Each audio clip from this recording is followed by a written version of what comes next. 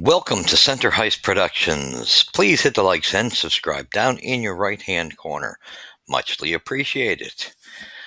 Please, thank you to those who follow me. Please hit the subscribe and the likes. Very important to grow this channel, whereas we give you in depth, inside, honest look at an evaluation of our halves, and we stick to the facts, tend to avoid rumorville as much as possible. So please, if you could, share the video as well as we're trying to grow the channel. Leave your comments on thoughts. Just be respectful. That's all that's expected here. But yes, we are trying to grow a good, healthy community on Center Heist. So keep everything respectful because we don't tolerate disrespect for each other on this channel. Thank you. So, as I stated, you got the part one on the offense in the training camp roster. Now we're on part two, training camp roster again, our projection and evaluation. Now this part two is on the defense, which is of course our most exciting area right now because so much is at stake and there are so many players involved in this, as we know. So we're going to go with it into we'll give you a list of who was invited, then we'll talk about who's who. And okay, so we got Justin Barron, which we consider him a have. Adam Enstrom, he's going to make noise. Caden Gooley, who we know is our first pairing defenseman. Then we have Zach Hayes, he'll be AHLer. Lane Hudson, who again making a lot of noise and was probably the best player in that rookie camp. I expect him to make the Habs. Uh, Joshua Jacobs, AHL. Chris Jadrick, AHL. Logan Mailloux, another great rookie camp. He would have been next after Hudson, those two. Kind of both different reasoning, but I expect him to crack the Habs lineup as well. And then we have Mike Matheson, who is our mainstay, our top defenseman. And this Simon Mutu, who is an invite. David Reinbacher, I expect him to make some noise. However, I kind of lean a little bit. He got better as the rookie camp went on. I kind of put him right behind Enstrom in his development. So he could, but he's got potential to crack the lineup. So I can't count him out, but I project he'll be in Laval and it will do him good. And then through the season, you may see him up in Montreal and crack the lineup. It definitely, those four defensemen are to watch. Then we got David Savard, mainstay. Then we got Vincent Sevigny, who is an AHLer. Jaden Struble, as a part of the dilemma here. As we know, he's NHL capable here. And this is going to get that he's going to be in a difficult situation. William Trudeau, who I believe is also NHL capable, but I do not see him in Montreal's future. He will probably have to be a trade piece. Then we got Tyler Witherspoon, AHLer, and of course our fan favorite, Arbor Jack guy, who just brings different elements to the team.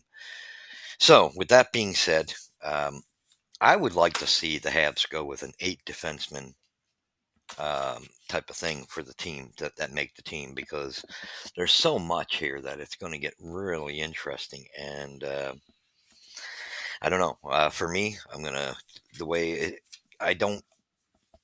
How do I put this? I think for Justin Barron, he's going to have an exceptional showing because he's been the guy that hasn't grabbed on to his opportunity, and I do believe he's going to get bypassed. Just because there's weaknesses to his game doesn't mean we know he's NHL capable. It's just in our group.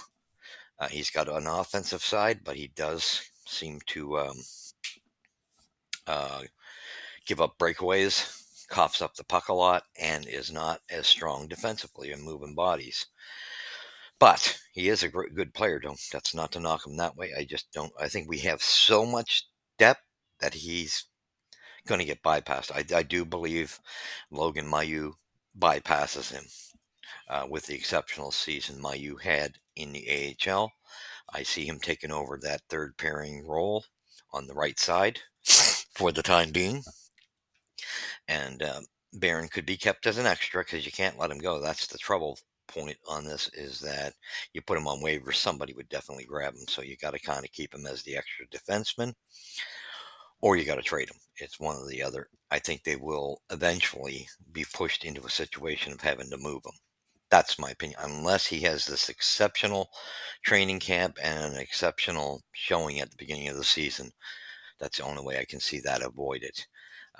We got to have so much depth coming up, and then Reinbacher is solid. So I do project Hudson and Mayu. I believe they will crack the lineup for sure. That's my opinion. Remember, that's a big opinion because there's a lot of players here, especially on the left side. I just foresee what we've seen, with Lane Hudson was by far just the IQ and the maneuvers. Seen a defenseman with the spinoramas he has, his IQ, and I do see him as our quarterback for the power play. I think he's going to be vital. I do not see Lane Hudson as our number one defenseman. I see him as a second pairing defenseman, probably in the long run. And I think that may be where he stays because I think you're going to see Caden Gooley and Matheson together again. The only thing I would like to see differently there is please move Gooley to the left because it's him who is going to be the future. Let Mike Matheson, the veteran, work on having to play his offside. I think it's a much fairer system, whereas the future, he's only going to go so far. Even though he's our best defenseman and a veteran, I think, the future, he's going to kind of get, probably, he'll be pushed on between Mayu eventually and Reinbacher. But at this point, again, it'll be Gooley and Matheson in the first pairing in what I see happening.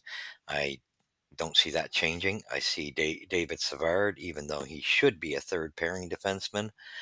I see him under the situation because our defense has to get experienced. I see him with Lane Hudson, and I think it's a good way to protect Lane a bit, being with Savard, who has much success that way. And I see the third pairing being Logan Mailloux and Jacky because they did so well when they were paired up in Laval. I think they're going to be able to bring that to the Habs this year, which will leave two major problems, and that's the wild card.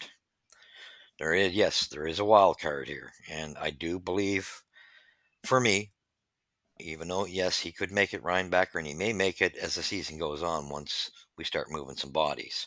Like if we have to trade Savard at the trade deadline, then you may see Reinbacher make that right side through the season.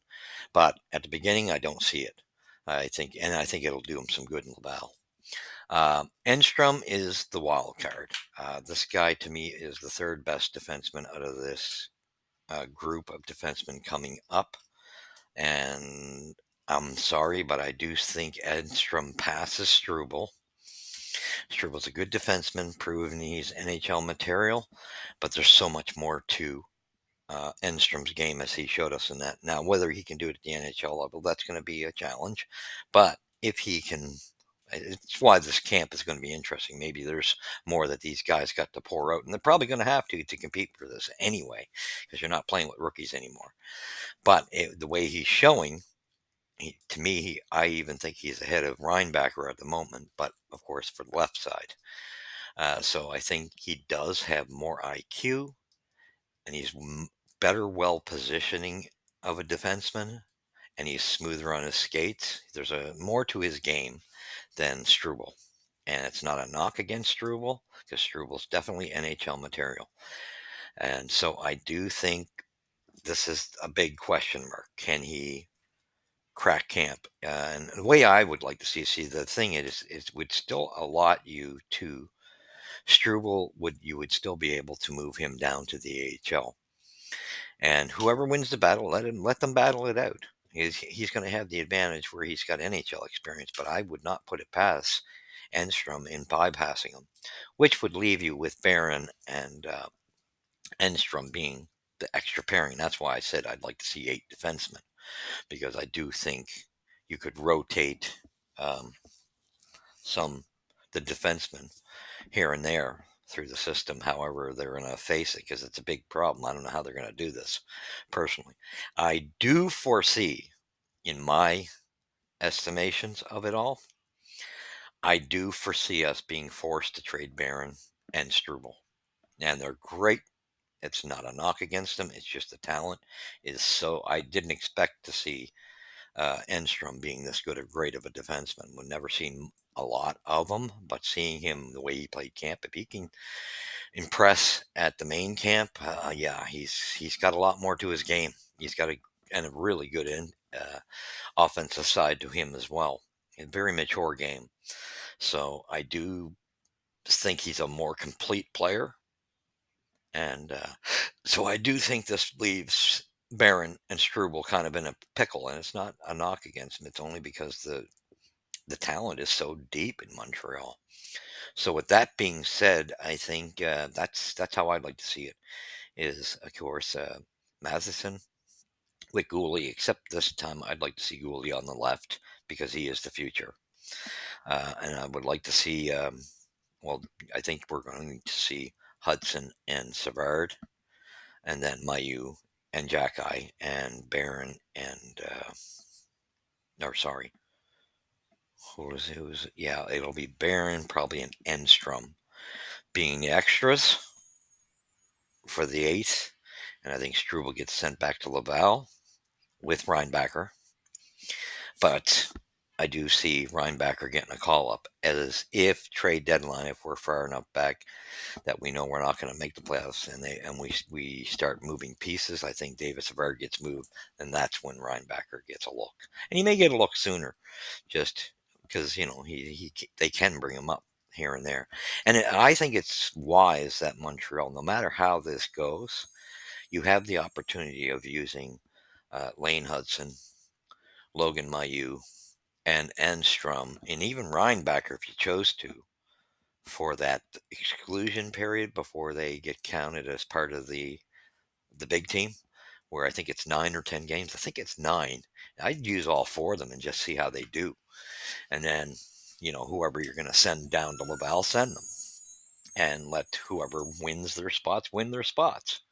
So that's how I'd like to see it, though. I think it'd be wise if they chose to let those four play in the first 10 games or whatever it is, 9 or 10, that they're safe, and then they have to be sent to Laval, whoever it is.